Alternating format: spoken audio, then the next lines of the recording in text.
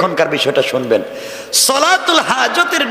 সলাতুল হাজত যদি আপনি পড়েন, আল্লাহ আপনার জন্য দুইজন ফেরেশতা বডিগার্ড আসমান থেকে পাঠাইয়া দেন। একমাত্র আজরাইল ছাড়া পৃথিবীর কেউ আপনার কোনো ক্ষতি করতে পারবে না।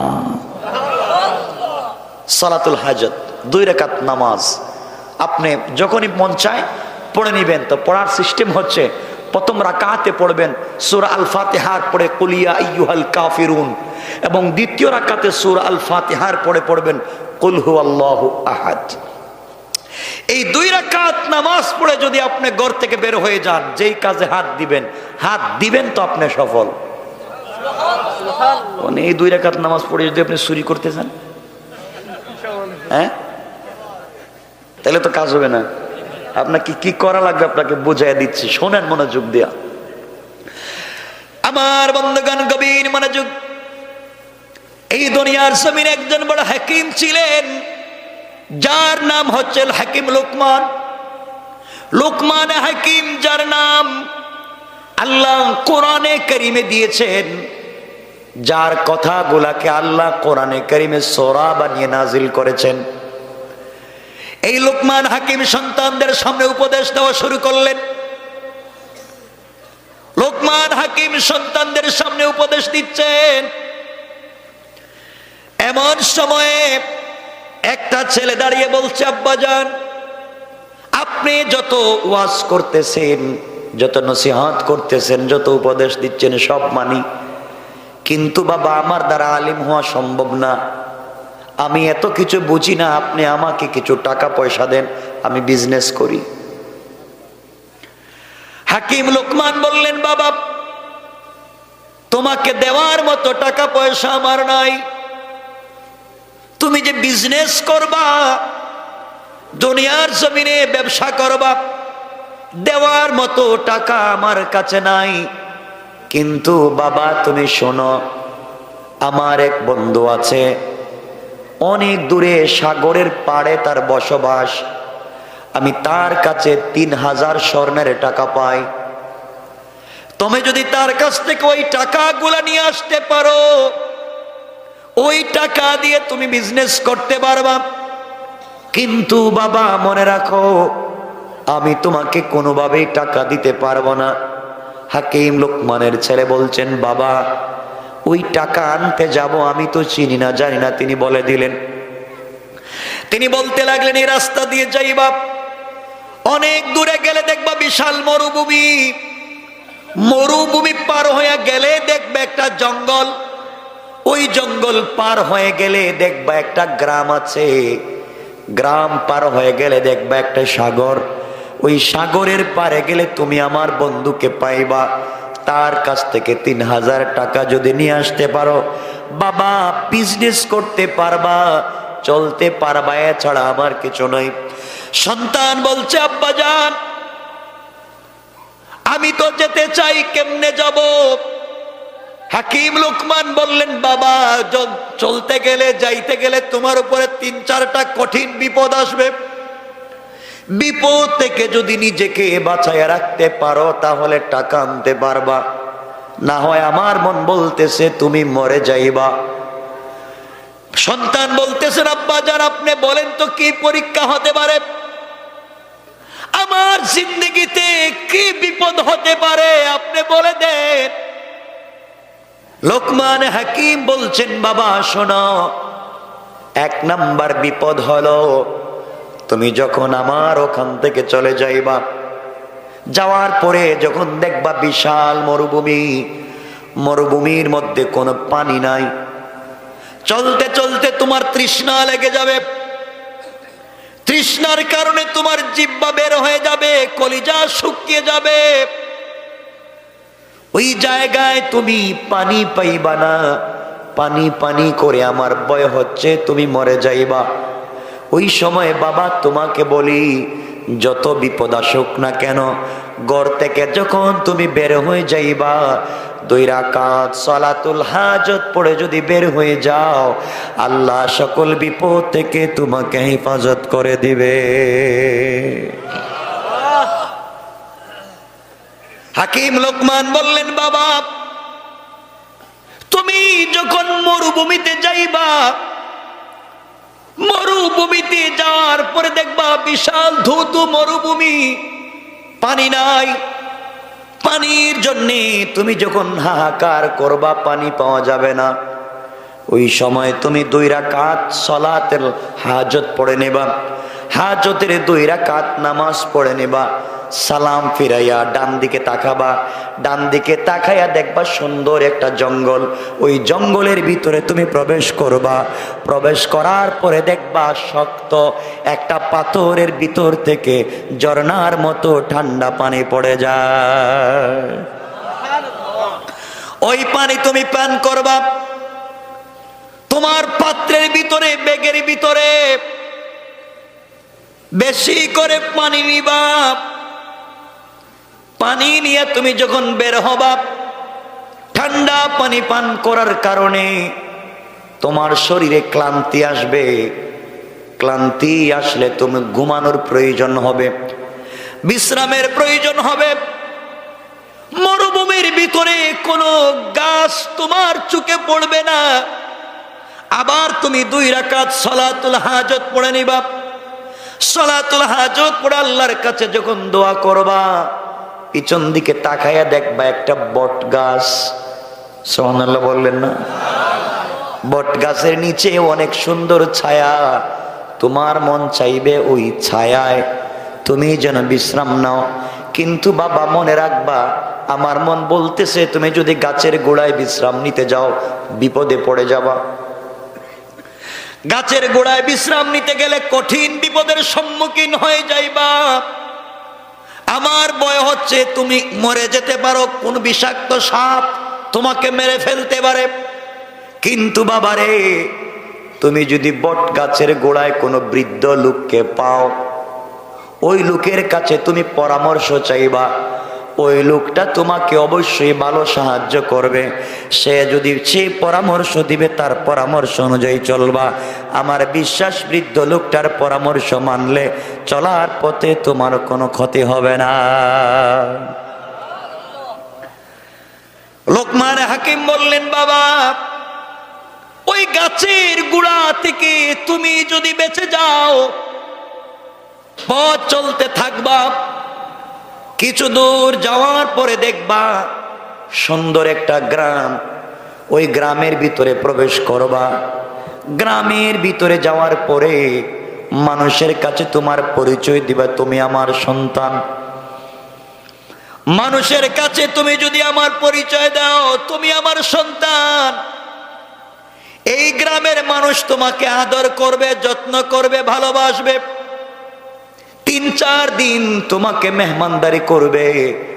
যখন জানবে লোকমান হাকিমের ছেলে তুমি, ও বাবা 3 দিন থাকবার পরে 4th দিনে তোমার কাছে বিশ্ববিখ্যাত সুন্দরী, গোটা দুনিয়ার সব থেকে একটা সুন্দরী মেয়েকে নিয়ে আসা হবে এবং বলা হবে তুমি ওই মেয়েকে বিয়ে করো।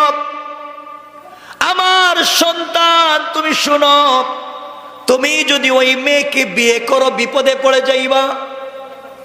বিয়ে করলেই তোমার জীবন নাশ হয়ে যেতে পারে, এই জন্য নিজেকে বাঁচাইয়া রাখবা। কিন্তু ওই মুরব্বী লোকটা যদি তোমার সাথে থাকে, সে যে পরামর্শ দেয় তুমি তার পরামর্শগুলা মেনে নিবা। বাবারে, তুমি ওই গ্রাম থেকে যাওয়ার পথে জঙ্গলের কাছে যখন চলে যাইবা, জঙ্গল পার হয়ে যখন সাগরের পাড়ে যাইবা, সাগরের পাড়ে যাওয়ার পরে দেখবা আমার বন্ধু একটা বাড়ি বানাইছে সাগরের মধ্যখানে চরে। তার কাছে আমার পরিচয় দিবা। পরিচয় দিলে সে তোমাকে 3,000 স্বর্ণ মুদ্রা দিবে। কিন্তু বাবার একটা শর্ত হলো, আমার বন্ধু কাউকে গেলেই টাকা দেয় না, যারা ঋণ পায় ঋণ দেয় না। একটা শর্ত হলো, 1 রাত্র তার বাসায় থাকতে হয়। আর যারা এই রাত্র বেলা থেকে যায়, সকালবেলা মরে যায়। আমি চিন্তা করতেছি, তুমি যদি টাকা আনতে চলে যাও, ওই বেচারার কাছে গেলে টাকা তো দিবে না, রাত্র থাকা লাগবে। রাত্র থাইকা যদি সকালে বাঁচো, টাকা নিয়ে আসবা, কিন্তু বাবা মনে রাখবা আমার ভয় হচ্ছে তুমি না জানি মরে যাও, আর ওই মুরব্বী যদি সাথে থাকে তার পরামর্শ নিয়ে চলবা, সকল সময় বিপদ থেকে বাঁচবার জন্যে 2 রাকাত সালাতুল হাজত পড়বা। আমার বিশ্বাস আল্লাহ তোমাকে হেফাজত করবেন। কোন সুবহানাল্লাহ। কথা কি আমার বুঝতেছেন আপনারা? না কষ্ট হচ্ছে আপনাদের? আমার মুসলমান বন্ধুগণ, এক পর্যায়ে হাকিম লোকমান সন্তানকে উপদেশ দিলেন। এই সন্তান যখন সকালবেলা একদিন বাবার কাছ থেকে বিদায় নিলেন, লোটার মধ্যে পাত্রের মধ্যে পানি নিলেন,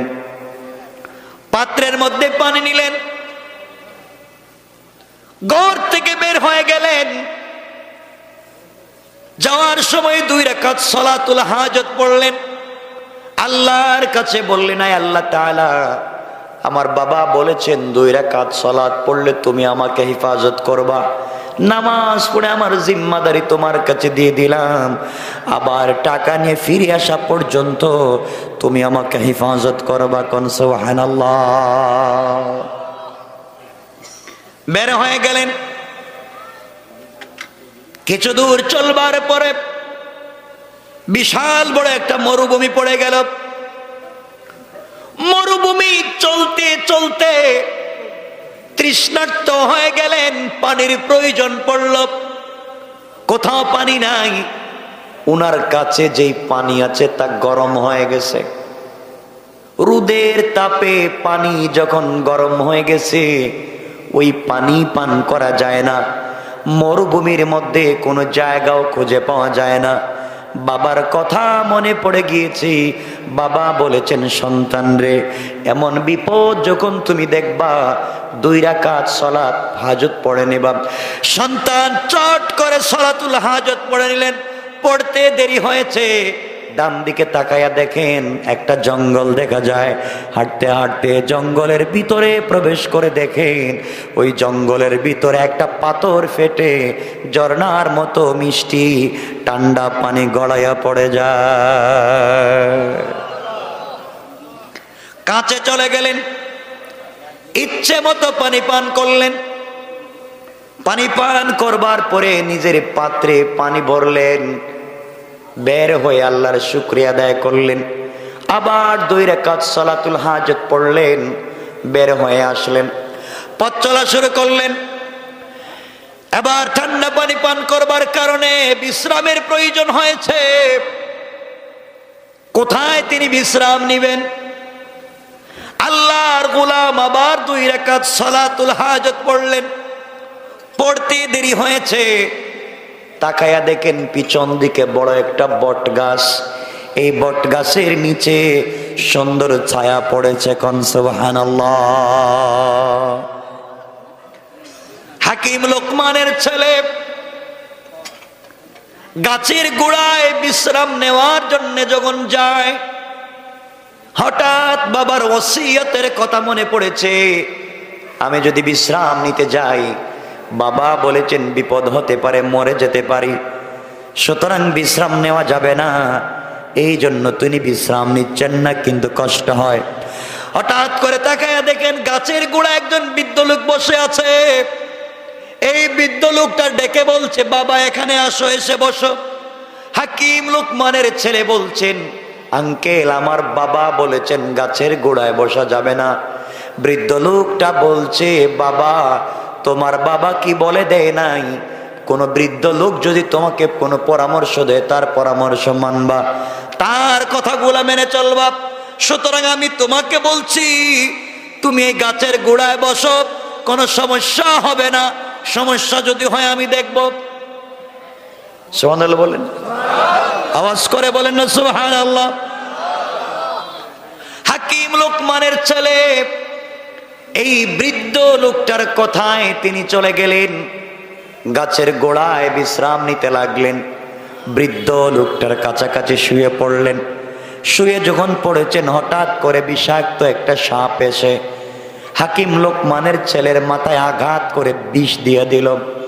এই বৃদ্ধ লোকটা চিন্তা করল, হাকিম লোকমানের ছেলে গাছের গোড়ায় বিশ্রাম নিতে চায় নাই। আমি তাকে বলেছি এখানে বিশ্রাম নেওয়ার জন্যে, এখন যেহেতু সাপ কেটেছে তার তো বিপদ হয়ে গেল। সাপকে ধরে ফেললেন, ধরে তিনি সাপকে বললেন যেখান থেকে বিষ নিয়েছে দিয়েছিলে ওখান থেকে নিয়ে যা। সাপ যখন মাথার থেকে আবার বিষ নিয়ে গেল, বিষ নেওয়ার পরে এই বৃদ্ধ লোকটা বেগের ভিতর থেকে একটা ছুরি বের করে সাপটাকে দুই টুকরা করে দিলেন। দুই টুকরা করে এক টুকরা গাছের গোড়ার নিচে ফেলে দিলেন, আর একটা টুকরা লোকমান হাকিমের ছেলের ব্যাগের ভিতরে ঢুকাইয়া দিলেন। কিছুক্ষণ পরে লোকমান হাকিমের ছেলের ঘুম ভেঙে গেল। ঘুম ভেঙে যাওয়ার পরে দেখেন একটা অর্ধেক সাপ নড়তেছে। ভয় পেয়ে গেলেন, বৃদ্ধ লোকটাকে বলছেন আঙ্কেল একটা সাপ এখানে অর্ধেক, বাকি অর্ধেক কোথায় গেল, সাপ কোথা থেকে আসলো? বৃদ্ধ লোকটা ডেকে বলছেন বাবা শোনো, তুমি যখন বিশ্রাম নিয়েছিলা এমন সময় একটা সাপ তোমাকে দংশন করেছিল। আমি ওই সাপটাকে তোমার মাথায় লাগায়া বিষ গোলা যখন নিয়ে গিয়েছে আমি দুই টুকরা করে দিয়েছি, ওই ফেটে ফেলে দিয়েছি, টেনশন নাই, তুমি এখন চলে যাও। হাকিম লোকমানের ছেলে 2 রাকাত নামাজ পড়লেন সালাতুল হাজাত, আর আল্লাহর কাছে ডেকে বলছেন আল্লাহ তাআলা নামাজের কারণে তুমি আমাকে এই বিষাক্ত সাপ থেকে বাঁচায়া দিলা। মুরব্বী ডেকে বলছেন বাবা তুমি কোথায় যাইবা? হাকিম লোকমানের ছেলে বলছেন আঙ্কেল আমার বাবা বলেছেন সামনে যে গ্রাম, ওই গ্রাম পার হয়ে গেলে যে সাগর, সাগরের পারে এক বাবার বন্ধু আছে, তার কাছ থেকে 3000 স্বর্ণ মুদ্রা লাগবে, এই জন্য যাই। কিন্তু আঙ্কেল আমার ভয় হয়, রাস্তায় চলার পথে না জানি কোনো বিপদ চলে আসে। আপনি যদি আমার সঙ্গে সফরের সাথী হয়ে যান, আমার সঙ্গে যদি সফর করেন, আপনার পরামর্শ নিয়ে আমি চলবো। মুরব্বী লোকটা বলছে তুমি বললে তোমার সঙ্গে যেতে পারি। লোকমান হাকিমের ছেলে বৃদ্ধ লোকটাকে নিয়ে চলতে লাগলেন। কিছু দূর যাওয়ার পরে যে গ্রাম পাইলেন, ওই গ্রামের ভিতরে গিয়ে নিজের পরিচয় দিলেন। নিজের পরিচয় দেওয়ার পরে মানুষ তাকে আদর করলো, যত্ন করলো, ভালো করে খাওয়ালো, মেহমানদারি করলো।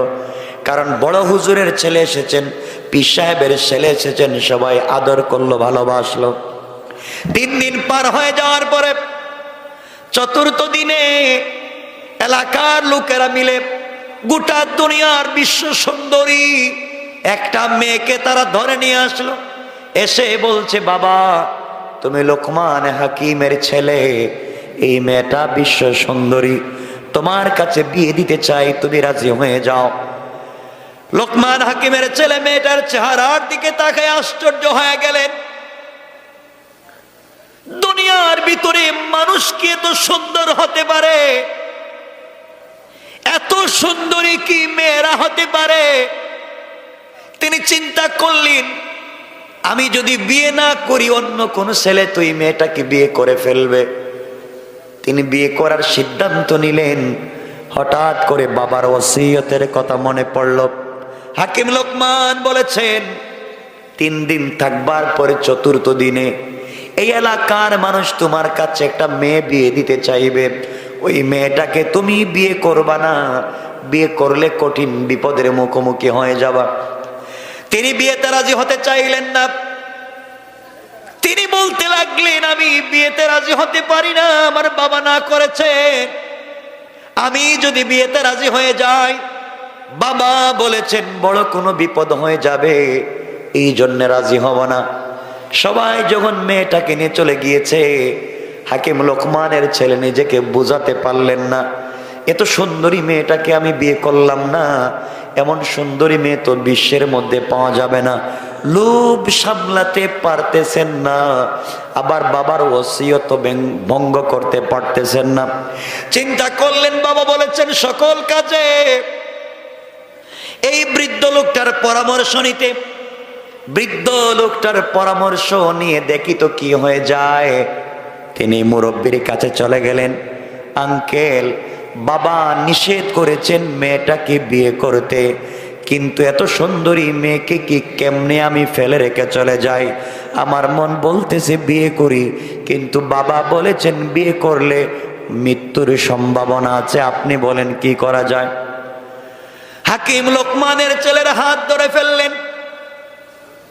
এই মুরব্বী ডেকে ডেকে বলতে লাগলেন, বাবারে, তোমার যদি মন চায় বিয়ে করে নিতে, আবেগ তখন দমায়া রাখা যায় না, তুমি বিয়ে করে নেও। আমি পরামর্শ দিলাম, কোনো বিপদ যদি হয়ে যায়, যা করা লাগবে আমি দেখব তোমার জন্য কিছু করতে পারি কিনা।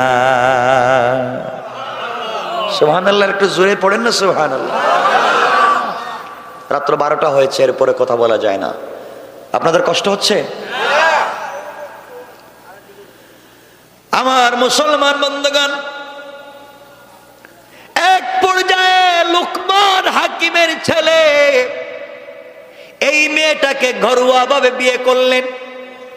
মনোযোগ দিয়ে শোনেন কি বলতে চাই, মনোযোগ দিয়ে শোনরে মুসলমান। বিয়ে করলেন। বিয়ে যেদিন করলেন, বিয়ে করবার পরে তিনি রাস্তা দিয়ে হেঁটে যান। মানুষ ডেকে ডেকে বলছে, এই যে ছেলে এই মেয়েটাকে বিয়ে করছে, ও আজকে বাঁচবে না, মরে যাবে। হাকিম লোকমানের ছেলে আশ্চর্য হয়ে গেলেন, কি বলে? আজ নাকি আমার মৃত্যুর দিন, আজ নাকি আমি মরে যাব। তিনি ডেকে ডেকে বললেন, কি ব্যাপার, তোমরা আমাকে কি দেখাও আর কি বলো? এলাকার যুবক ছেলে পেলেরা বলছে, ও হাকিম লোকমানের ছেলে, তোমার জন্য আমাদের বড় ভয় হয়, তুমি আজকে মরে যাইবা, আজকের পরে তুমি আর কোনোদিন বাঁচবা না। তিনি বললেন, কেন আমি মরে যাব?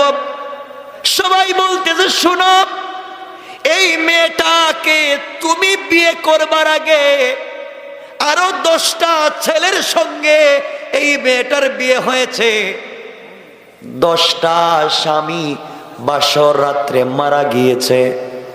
সকালবেলা শুধু লাশ আর লাশ। যেই দিন যেই স্বামীকে বিয়ে করেছে, সকালবেলা লাশ আসে, স্বামী মরে যায়। এইভাবে 10টা স্বামী ওই মহিলা খাইছে, সবাই মরে গিয়েছে। বাসর রাত্রে ফুলসজ্জা রাত্রে মেলামেশা করতে গিয়ে মরে গিয়েছে। আজকে তোমার ফুলসজ্জার রাত্র, চিন্তা করতেছি আমরা, তুমি 11 নম্বর, তুমি মরে যাইবা। হাকিম লোকমানের ছেলে এই কথাগুলা শুনে আশ্চর্য হয়ে গেলেন, কাঁদতে লাগলেন, কি করা যায়? এই বিপদ থেকে কেমনে নিজেকে বাঁচানো যায়? মুরব্বির সঙ্গে পরামর্শ করে বলেন, আঙ্কেল, ওরা কি বলে আজকে নাকি আমার মরে যাবার রাত্র। মেয়েটা আগে আরো 10টা ছেলেকে বিয়ে করেছে, সবাই তো ফুলসজ্জার রাত্রে মারা গেছে, আজ নাকি আমিও মারা যাব। এই বৃদ্ধ লোকটা বলছেন, যুবক, বাসর রাত্রে যাওয়ার আগে 2 রাকাত সালাতুল হাজত পড়ে যাইবা। আমার বিশ্বাস, আমার আল্লাহ তোমাকে হেফাজত করে দিবে। আল্লাহু আকবার। কথা কি বুঝতেছেন আমার?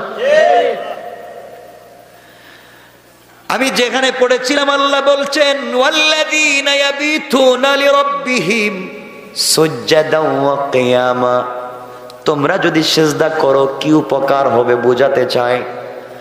আমার বন্ধুগণ, রাত্রবেলা গভীর রাত্র যখন হয়ে গিয়েছে, হাকিম লোকমানের ছেলে 2 রাকাত নামাজ পড়লেন। নিজের ভিতরে ভয়, আজকে মরে যাবেন, বাঁচবেন না, কি করা যায়? 10 জন লোক তো আগেই মারা গিয়েছে। এলাকার প্রশাসন, লাশ যারা ডুব, সবাই রাত্র এসে হাজির। সকালবেলায় লোকটার লাশ নিয়ে যাওয়া লাগবে। হাকিম লোকমানের ছেলে দেখতেছেন লাশ নিয়ে যাওয়ার গাড়িও হাজির, যারা লাশ গোসল করায় তারাও হাজির। তিনি চিন্তা করলেন, বিয়ে করলাম কেন? কথা বুঝেন নাই? বিয়ে করলাম কেন? তো মৌত দেখতেছি, বাঁচার পথ নাই। কে বলছিল বিয়ে করতে? হযরতে হাকিম লোকমান তার সন্তানকে যেই ওসিয়ত করেছিলেন, বিপদে যদি পড়ে যাও সালাতুল হাজত পড়বা, সালাত আদায় করে আল্লাহর কাছে কান্নাকাটি করবা। হযরতে লোকমান হাকিমের ছেলে গভীর রাত্রে সালাতুল হাজত আদায় করলেন। বৃদ্ধ লোকটার কাছে গেলেন আর ডেকে বলেন, আঙ্কেল নির্ঘাত মরে যাব, আমি যদি মরে যাই আমার বাবার কাছে খবর পৌঁছে দিবা। বাবা বলেছিলেন এই মেয়েটাকে বিয়ে না করতে, করেছি তো মরেছি, এখন দেখতেছি লাশ নেওয়ার গাড়ি হাজির, যারা গোসল করায় তারাও হাজির, মানে সবাই নিশ্চিত আমি আজকে মরে যাব। কথা বুঝেন নাই? আচ্ছা এমন যদি কেউ জানে বাসরাত্রি কি যাইব? কথা কন না কেন? আপনি জানলে তো মধুপুর সাইডা টাঙ্গাইলে যাইবেন, ও জান বাসাই। হাকিম লোকমানের ছেলে নামাজ আদায় করবার পরে বছর রাত্রে স্ত্রীর কাছে যখন চলে যাবেন, এমন সময় বৃদ্ধ লোকটা বলছেন, বাবা তোমাকে একটা কথা বলে দিই, মনোযোগ দিয়ে শোনো। ঘরে যাওয়ার পরে ফুলসজ্জা রাত্রে স্ত্রীর পাশে যাওয়ার পরে তোমার স্ত্রী তোমার সঙ্গে মেলামেশা করতে চাইবে, তোমার সঙ্গে মেলামেশা করতে চাইবে, খবরদার মেলামেশা করবা না। আমি একটা কথা বলে দিই, তুমি শোনো, আমার কথার বাহিরে যাইবা না, বিপদ হয়ে যাবে। কি বিপদ আঙ্কেল? ঘরের ভিতরে ঢুকবার পরে স্ত্রী তোমাকে বাধ্য করবে মেলামেশা করতে, করবা না।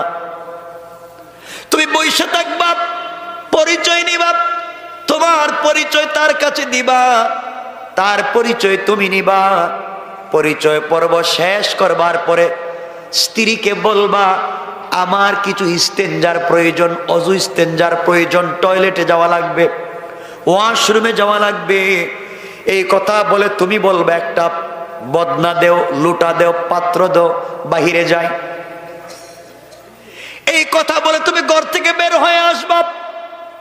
হাকিম লোকমানের ছেলে বলছে, আঙ্কেল আসার আগে যদি মরে যাই? তিনি বলছেন, বাবা আমি বলে দিলাম, তুমি সালাতুল হাজত পড়ে যখন ঘরের ভিতরে যাইবা, স্বয়ং আল্লাহ তোমাকে বাঁচাবার জন্য জিম্মাদার হয়ে যাবে। এই জন্য আমার আল্লাহ বলেছেন, ওয়াল্লাযীনা ইয়াবিতুনা লিরাব্বিহিম সুজদাও ওয়া কিয়ামা।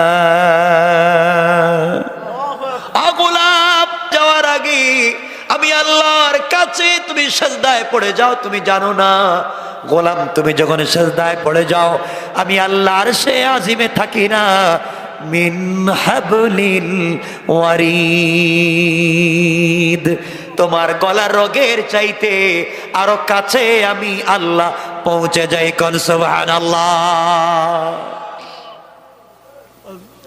গোলাম স্ত্রীকে বলবা আমি মেলামেশা করব, পরে আমি ইস্তেঞ্জা করে আসি। এই কথা বলে ঘর থেকে বের হয়ে আসবা। আসবার সময় একটা লুটা নিয়ে আসবা, বদনা যেটা আমরা বলি, ওটা নিয়ে তুমি আসবা। লোকমান হাকিমের ছেলে ভয়ে ভয়ে ঘরের ভিতরে ঢুকতেছেন, সবাই হাসতেছে, কই ঢুকোস না, বাইরে ভিতর হাস হইয়া। সবাই দাঁড়িয়ে আছে ঘরের দরজায়, কই যা আর বাইরে আয়। ভয় পাচ্ছেন তিনি। ঘরের ভিতরে ঢুকে পড়লেন, স্ত্রী বসে আছেন, এত বিশ্ব সুন্দরী একটা মেয়ে, তার ভিতরে এমন কি জিনিস আছে যার কারণে সবাই মরে যায়। হাকিম লোকমানের ছেলে কাছে গেলেন, সালাম বিনিময় হলো, পরিচয় পর্ব শেষ হলো। স্ত্রী বলছে, স্বামীর রাত্র তো ছোট, শেষ হয়ে যাবে, ফুলসজ্জা রাত্রে মেলামেশা করতে হয়। হাকিম লোকমানের ছেলে বলছেন, স্ত্রী আমার কিছু ইস্তেঞ্জার প্রয়োজন, বাহির থেকে আসি। কেন? ভিতরে তো ভয়। কথা কন না কেন? ভিতরে ভয়, যদি মরে যাই আমি বাহির থেকে আসি, আমাকে একটা বদনা দেও। স্ত্রী বলে মেলামেশা আগে করো। তিনি বলছেন, না, খবরদার, আমি তোমার স্বামী, কথা দিলাম অবশ্যই মেলামেশা করব, তবে তুমি আমাকে বাইরে যেতে দাও, ওযু ইস্তিনজা করে আসি, কাজ সেরে আসি। অনেক অনুনয় বিনয়ের পরে স্ত্রী যখন তাকে একটা বদনা লুঠা অথবা পাত্র দিয়েছে, পানি দিয়ে ওটা নিয়ে আসলেন। এসে হুজুরকে দেখা জড়াইয়া বলে, হুজুর আল্লাহ আমারে বাঁচাইছে, মরি নাই। সুবহানাল্লাহ বললেন না? আল্লাহু আকবার আওয়াজ করে বলেন, আল্লাহু আকবার। বাঁচাইছে কে? আরো আসতে কোন আল্লাহ। আল্লাহ কইতে পারে না, মনে হইতেছে এই সাইডের সবাই রোহিঙ্গা মনে হইতেছে। রোহিঙ্গাই, হ্যাঁ রোহিঙ্গাই। বাঁচাইছেন কে? আরো জোরে বলেন কে? এটা পারেন জীবনে তো আসতে কোন কেন? আমার বন্ধুগণ বাহিরে আসলেন, বৃদ্ধ লোকটাকে বলছেন, আঙ্কেল আমি তো বাঁচছি, এখন কি করব?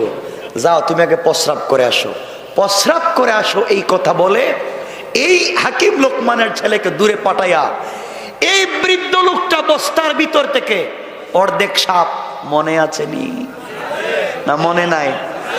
একটু হাত উঠে বলেন কার কার মনে নাই? ওরে আল্লাহ, ওয়াজ করলাম কারে? আপনারা বাইচা গেলেন আজকে, এই লোক এই অবস্থা হওয়ার কারণে বাইচা গেলেন। আমার জানেন না তো আমি কোন জিনিস, বাইচা গেলেন। আমার বন্ধুগণ হাকিম লোকমানের ছেলে যখন প্রস্রাবে চলে গিয়েছেন, এই বৃদ্ধ লোকটা বস্তার ভিতর থেকে অর্ধেক যে সাপ, মনে আছে? আছে। এই অর্ধেক সাপটা বাইর করে বদনার ভিতরে দিয়েছে। দেওয়ার পরে লোকমান হাকিমের ছেলে যখন আসছে, আসার পরে বলছে, বাবা এখন আমি কি করব? আঙ্কেল আমি কি করব? কই বদনা নিয়ে আবার যাও, যাও স্ত্রীর কাছে।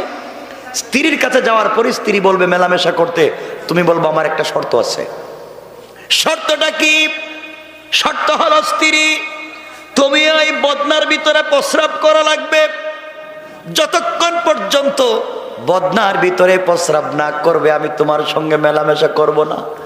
ও মেলামেশা করতে পাগল হবে, তুমি শর্ত দিবা বদনায় প্রস্রাব করো। ও যখন করবে, প্রস্রাব যখন করবে, তুমি একটা ডাকনা দিয়া বদনার মুখটা ডেকে রেখে দিবা। এরপরে স্ত্রীর সঙ্গে মেলামেশা করবা। আমার বিশ্বাস আল্লাহ তোমাকে বাঁচাইয়া দিবে। আল্লাহু আকবার। ছেলে কইতেছে, হুজুর যতই ওয়াজ করেন ভিতরে আমার পানি নাই, আমার কলিজা শুকায় গেছে, কি হবে আজকে রাত্রে আল্লাহই জানে। বাপরে আর দেখতে পারলাম না মরার সময়, টেনশনে ছেলের অবস্থা খারাপ। হাকিম লোকমানের ছেলে ঘরের ভিতরে প্রবেশ করলেন। স্ত্রী বলছে, স্বামী রাত্র শেষ হয়ে যায়, আপনি আমার সঙ্গে মেলামেশা করবেন। আল্লাহর ওলির কথা মনে আছে? আমার দিকে তাকান, মানে কি খালি ছিল ছিল, আমি কি ওয়াজ করতে আসছি নাকি?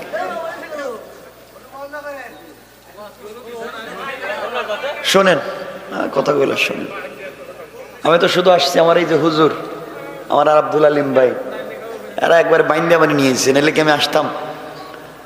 আমার বন্ধুগণ কষ্ট হচ্ছে আপনাদের? আমি তো মাত্র আয়াতের অনুবাদ করে করে যাচ্ছি, আলোচনা তো সব পুরাই রয়ে গেছে। আমার মুসলমান বন্ধুগণ, এক পর্যায়ে স্ত্রী বলছে, স্বামী আমার সঙ্গে মেলামেশা করা লাগবে। হাকিম লোকমানের ছেলে বলছেন, শোনো অবশ্যই তোমার সঙ্গে মেলামেশা করব, শর্ত হলো আমি যে বদনা আনছি বদনায় প্রস্রাব করা লাগবে। স্ত্রী মানতে নারাজ, রাজি হয় না। এক পর্যায়ে যখন রাজি হয়েছে, বললেন আগে প্রস্রাব করো, এরপরে মেলামেশা করব। স্ত্রী যখন প্রস্রাব করেছে, আল্লাহর ওলি বলেছেন, যুবক রে, প্রস্রাব করার পরে ওই পাত্রটা ডাকনা দিয়া ডেকে দৌড় দিবা আমার কাছে। আমার কাছে সে বদনা রাইকে এরপরে যাইবা। এরপরে আমার বিশ্বাস আল্লাহ তোমাকে বাঁচাইয়া দিবেন। কোন সুবহানাল্লাহ। হুজুর এতক্ষণ কে আমি বাসুম? যাও। হাকিম লোকমানের ছেলে প্রবেশ করলেন। স্ত্রী বলতে, স্বামী রাত্র কাটায় লাভ নাই, তিনি বললেন, আমি জানি তোমার কাছে 10 জন শেষ, আমি 11 নম্বর। এত তাড়াতাড়ি বিপদে পড়তে চাই না। স্ত্রী বলে, স্বামী আপনি যাই বলেন, মরে কেন আমি নিজেও জানি না, আমিও তো জানি না। একটা স্বামীকে বাসর রাত্রের পরের দিন জিন্দা পাই নাই, অপরাধ আমার না, আমিও তো জানি না কি হইছে। হাকিম লোকমানের ছেলে বললেন, প্রস্রাব করো। স্ত্রী যখন প্রস্রাব করেছে, প্রস্রাব করবার পরে ডাক না দিয়ে বদনাটাকে ডেকে স্ত্রীকে বললেন, থামো, আসতেছি। এই কথা বলে ঘর থেকে বের হয়ে আসছেন। আল্লাহর ওলির সামনে বদনা দিয়েছেন। আল্লাহর ওলি বলছেন, বাবা বদনাটা তুমি ঢালো, উল্টাও। বদনা উল্টানোর সাথে সাথে দেখা যায় ওই অর্ধেক সাপ আরো কালো কালো 2টা বড় বড় বিষাক্ত সাপ। ছেলে ভয় পেয়ে গেছে, চিল্লানো শুরু করছে, হুজুর বদনা আমি খালি নিয়ে গেলাম, আনলাম, সাপ আসলো কোত্থেকে? আল্লাহর ওলি এবার বলছেন, বাবা থামো, ভয় পাইও না। বলি, তুমি যেদিন গাছের গোড়ায় শুয়েছিলা, ওই দিন তোমাকে যেই সাপ দংশন করেছিল, অর্ধেক সাপ রাস্তায় ফেলে দিয়েছিলাম, তুমি দেখেছো। অর্ধেক সাপ বস্তার ভিতরে রেখে দিয়েছি। তুমি আমাকেও চিনো না, আমি কে জানো না। আমি শুধু তোমাকে পরামর্শ দিচ্ছি, শোনো। এই অর্ধেক সাপটা রেখে দিয়েছিলাম, আমি বুঝতে পেরেছিলাম ঘটনা কি। তোমার ওই লোটার ভিতরে, ব্যাগের ভিতর থেকে অর্ধেক সাপ দিয়ে দিয়েছিলাম। ওটা নিয়ে তুমি যখন গিয়েছিলা আর স্ত্রীকে বলেছো প্রস্রাব করবার জন্যে, স্ত্রী যখন প্রস্রাব করতে আসছে, স্ত্রীর পেটের ভিতরে 2টা বিষাক্ত সাপ ছিল। তারা যখন বদনায় দেখেছে আরেকটা সাপ জিদ লেগেছে, ওইটাকে মারবার জন্যে তারা বাহির হয়ে গেছে। আর তুমি ওটা নিয়ে আমার কাছে চলে এসেছো। বাবারে, যারাই ওই মেয়ের সঙ্গে মেলামেশা করতে যায়, ওই 2টা সাপ দংশন করে তাদেরকে মেরে ফেলতে, হত্যা করে দিত। এখন তুমি চলে যাও, চলে যাও, সাপ বের হয়ে আসছে, তোমাকে আর মারতে পারবে না। হুজুর আপনার পায়ে ধরি, দরকার নেই যাওয়ার। আর 2টা আসছে, আরো কয়টা আছে আল্লাহ জানি, আমার আপনি বাঁচান, আমি আর এখানে নাই। আল্লাহর ওলি বলছেন, আমি বলছি তুমি যাও। বৃদ্ধ লোকটা বলছেন, আমি বলছি তুমি যাও, কিছু হবে না। হুজুর সাপ আসলো কোত্থেকে? কোত্থেকে আসছে?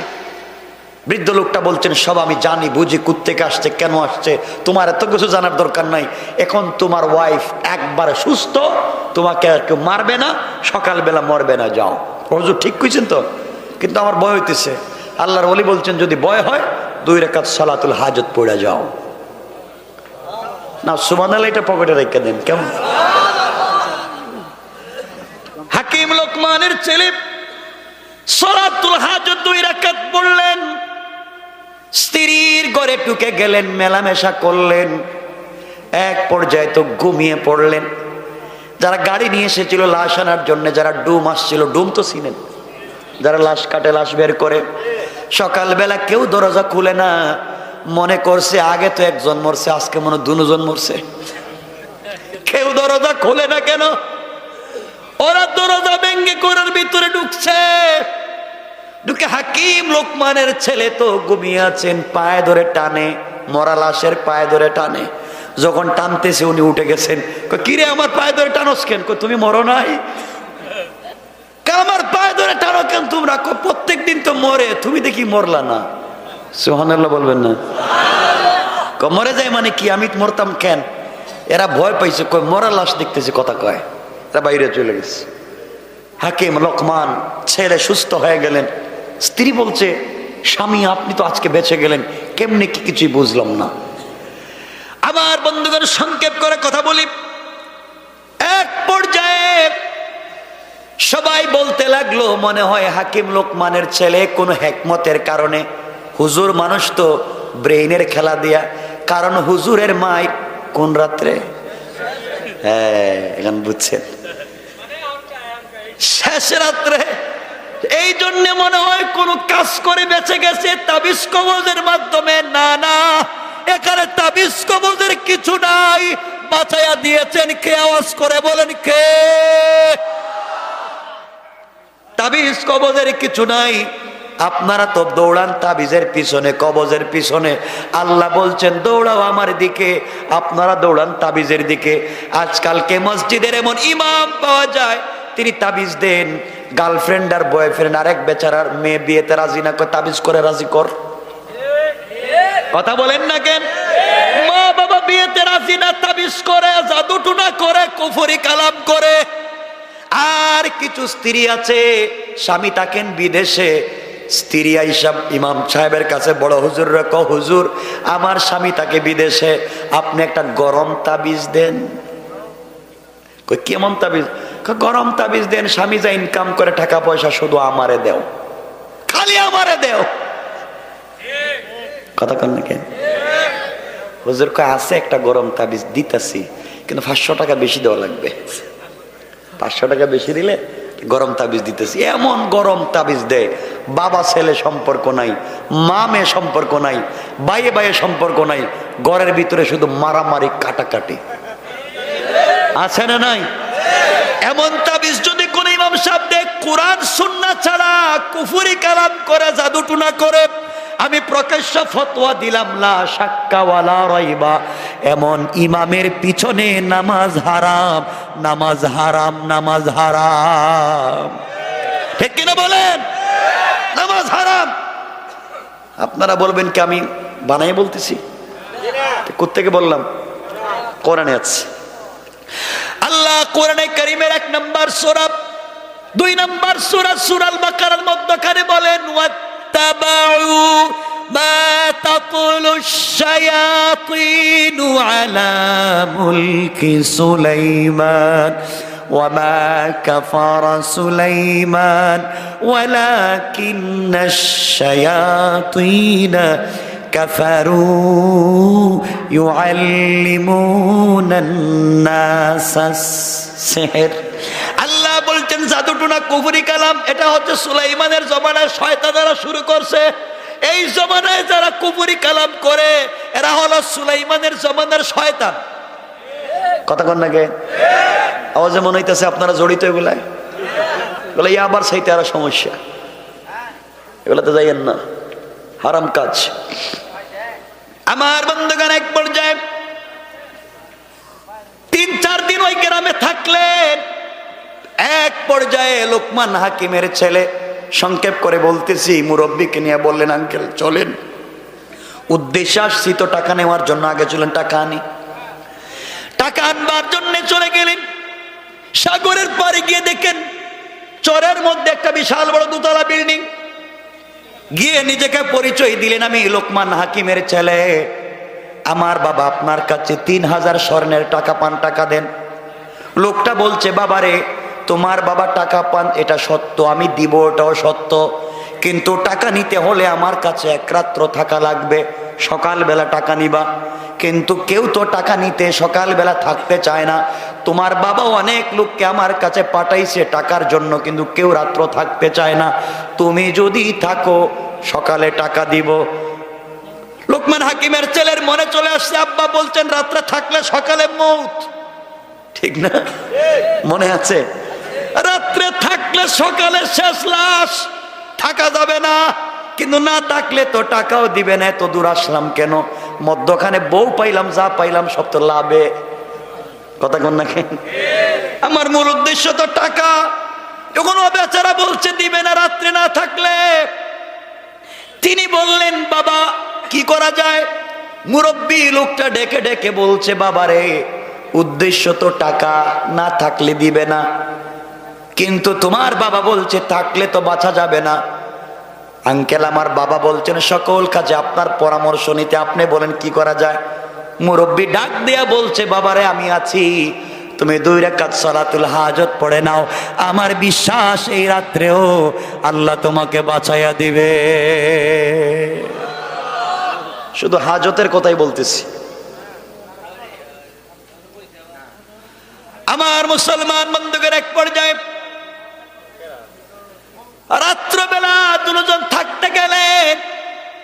এই বৃদ্ধ লোক যার কাছে টাকা পাওয়া যায় তার 2 তলা বাড়ি, উপরের তলায় সে একা থাকে, 2 রুমে তার 2টা ছেলে থাকে।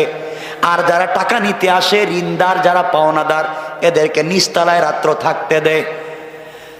তারা যখন রাত্রবেলা দোতলায় উঠে গেল, এই বৃদ্ধ লোকটা উঠেই তার ছেলে দুইটার রুমে তালা দিয়া দিল, বাবা দুইটা ঘুমাও। আর এই বৃদ্ধ লোকটাকে, লোকমান হাকিমের ছেলেকে নিচতলায় দিয়ে তালা দিয়া দিল, ঘুমাও। রাত্র যখন গভীর হয়ে যায়, বৃদ্ধ লোকটা দেখেন সাগরের পানির ঢেউ আসতেছে, মানে এই ঢেউ এসে নিচতলায় পানি ঢুকে যায়, সকলেই ঘরের ভিতরে মরে যায়। এই জন্য কেউ সকালবেলা বাঁচে না, টাকাও নিতে পারে না। উদ্দেশ্য তার ভালো না খারাপ?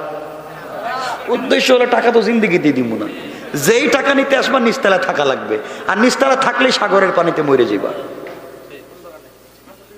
কথা বুঝতেছেন আপনারা? বাঁচে না বিদায় টাকা নেয় না। হাকিম লোকমানের ছেলে ঘুমিয়ে আছেন, বৃদ্ধ লোকটা রাত্রে ঘুম আসে না। হঠাৎ করে রাত্রে দেখেন পানি আসতেছে, পানি আসতেছে ঘরের ভিতরে। লোকমান হাকিমের ছেলেকে বললেন, বাবা ঘুম থেকে উঠো। দুজন ঘুম থেকে উঠে গেলেন, নিচতলা না থেকে দোতলায় উঠতে লাগলেন। দোতলায় উঠে এই ঋণ, যার কাছে ঋণ পাওয়া যায়, তার ছেলের রুমে নক করলেন, দরজা খুলে দিল।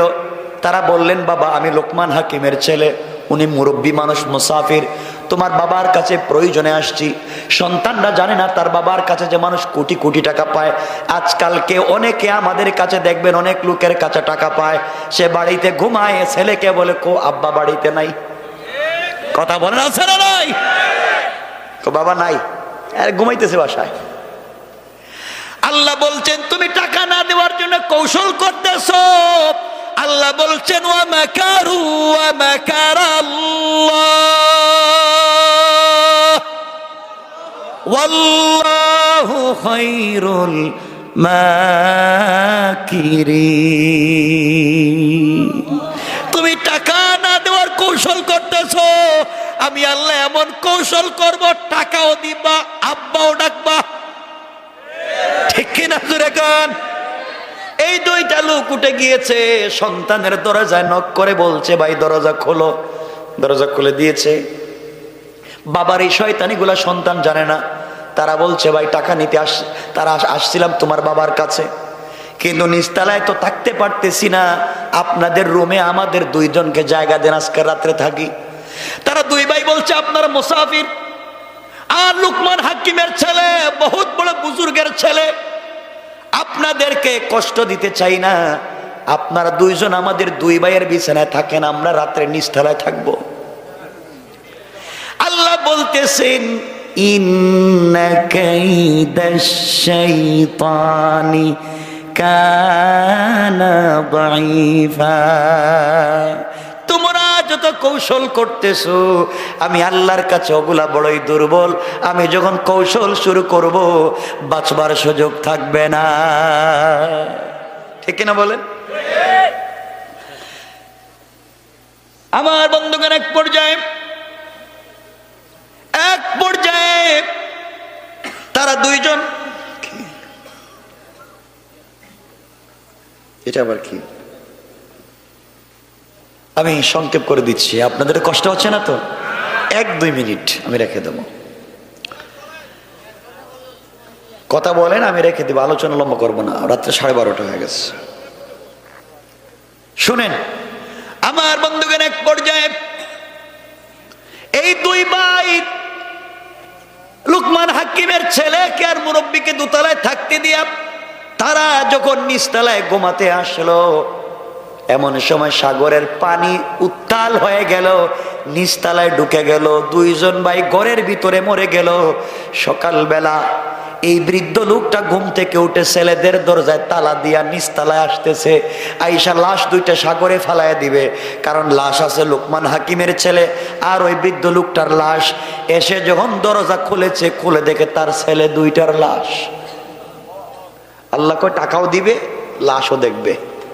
কেন পাবলিক রে ঠকাস? ছেলে দুইটা লাশ দেখে আশ্চর্য, দোতলায় গিয়েছে, দরজা খুলে দেখে ঘরের ভিতরে লোকমান হাকিমের ছেলের মুরব্বী দুইজন বাইরে। এক কয়, তোর সব শয়তানি জানি, আজকে টাকা দে। সুবহানাল্লাহ বলেন না? তুই তো টাকা দেস না, শয়তানি করস, মনে করছিলে আমরা মরে যাব, আমরা মরি নাই, আমরাই বাঁচছি, তোর ছেলেও মরছে, টাকাও দিবে। কথা বলেন না কেন? টাকাও দিবে, ছেলেদেরকেও পাওয়া যাবে না। ছেলেদের কাফন দাফন করলো, 3000 স্বর্ণ মুদ্রা দিল, চলে আসতে লাগলেন। রাস্তায় আসার পরে বৃদ্ধ লোকটা বলতেছে, বাবা আবার শোনো, টাকা তো পাইছো, এতক্ষণ পর্যন্ত অনেক কিছু করলাম, আমি তোমাকে সহযোগিতা করলাম, এখন তুমি কি নিবা, আমারে কি দিবা বলো, তুমি কি নিবা, আমাকে কি দিবা বলো, বাটাবাটি হয়ে যাক, আমার কারণে তো সব পাইলাম।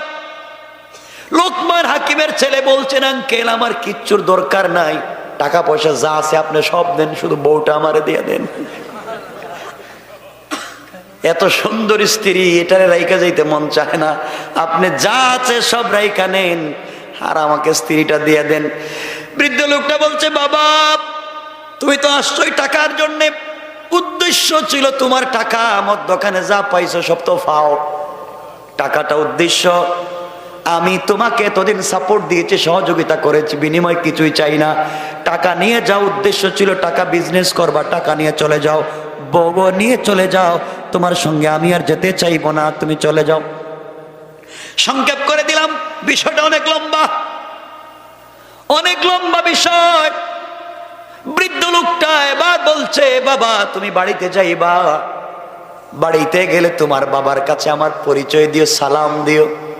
এবার লোকমান হাকিমের ছেলে বলছেন, আঙ্কেল সব কাজে আপনি আমাকে সহযোগিতা করে বাঁচাইয়া দিলেন, শেষ পর্যন্ত বউ থেকেও বাঁচলাম, রাত্রেবেলা মরি নাই, টাকাও পাইলাম, মরি নাই, আপনি তো পরিচয় দিলেন না, আপনার পরিচয় দেন, আপনি কে? আল্লাহু আকবার বলবেন না? এবার বৃদ্ধ লোকটা দাঁড়ায়া লোকমান হাকিমের ছেলের হাত ধরে বলছেন, বাবা তাহলে তুমি শোনো, তোমার বাবা হাকিম লোকমান বুজুর্গ আল্লাহওয়ালা, আল্লাহর কাছে কিছু বললে আল্লাহ শোনেন। তোমার বাবা যে তোমাকে বলেছিল ঘর থেকে বের হয়ে আসার সময় সালাতুল হাজত পড়বার কথা মনে আছে? আছে।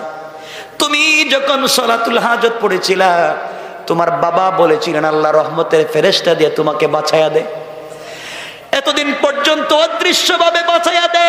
তোমার বাবার দোয়ার কারণে, আল্লাহ তোমার সালাতুল হাজত নামাজ পড়বার কারণে আমি আল্লাহর রহমতের ফেরেশতাকে মানুষের সুরত ধরাইয়া তোমার হেফাজতের জিম্মাদার বানিয়ে দিয়েছে। আল্লাহু আকবার। আমি তো সালাতুল হাজত তুমি পড়ার কারণে আল্লাহর কাছে দোয়া করেছো, আল্লাহ বাঁচাও, আল্লাহ বাঁচাবার জন্য রহমতের ফেরেশতা আমি মানুষের সুরত ধরাইয়া তোমার জিম্মাদারের জন্য পাঠিয়ে দিয়েছিল। সব জায়গা থেকে তোমাকে বাঁচাইছি, কারণ সব জায়গায় সালাতুল হাজত পড়েছো তো আমি বাঁচিয়ে দিয়েছি। এবার সব পাইছো, তুমি চলে যাও। এবার লোকমান হাকিমের ছেলে সেজদায় পড়ে গেলেন, ডাবল সালাতুল হাজত পড়ে কাঁদলেন আর বলেন, আল্লাহ তুমি যেই নামাজের মাধ্যমে কেমনে বাঁচাইয়া দাও, আর অদৃশ্য ফেরেশতাকে দৃশ্যমান করে হেফাজত করলা, সালাম ফিরাইয়া দেখেন এই বৃদ্ধ লোকটা আর নাই। আমার বন্ধুগণ, এখন লোকমান হাকিমের ছেলে বউ নিয়ে টাকা পয়সা নিয়ে আসতেছেন নি, কথা কন না কেন? কিন্তু আমি রেখা দিলাম, আর সামনে যেতে চাই না। এই কথাই আল্লাহ আমার তেলাওয়াতকৃত আলোচ্য আয়াতের মধ্যে বলছেন, ওয়াল্লাযীনা ইয়াবিতুনা লিরাব্বিহিম সুজদাও ওয়া কিয়ামা। গোলাম যদি বিপদে পড়ে যাও, কারো কাছে কিছু চাইতে যাইবা না, সালাতুল হাজত আমার কাছে পড়ো, আমি আল্লাহ ফেরেশতা পাঠাইয়া তোমাকে বাঁচাইয়া দিব। কোন সুবহানাল্লাহ। তাহলে 3 নাম্বার গুণ, রুকু সেজদা করবেন কার পায়ে? সবাই বলেন।